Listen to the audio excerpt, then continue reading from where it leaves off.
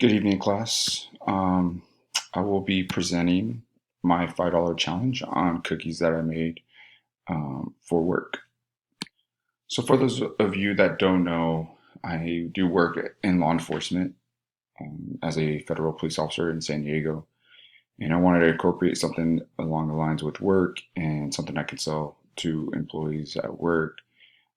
Thin blue line is a term that typically refers to concept of the police as the line of which keeps society from descending into violent chaos.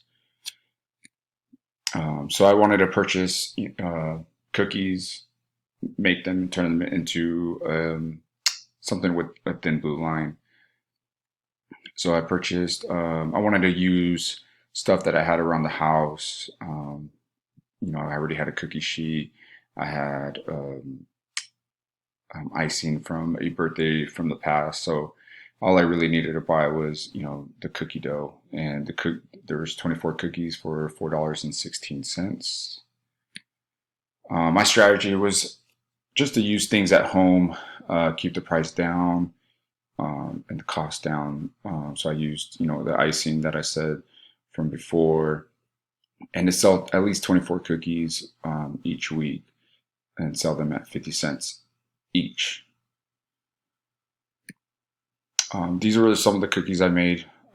So uh, I wanted to keep it, pretty much simple and to the point, and just to make a profit as much as I can. The outcome was actually pretty good. People actually really liked them. Don't make fun of my artwork, but I did sell 96 cookies at 50 cents for a profit of $48.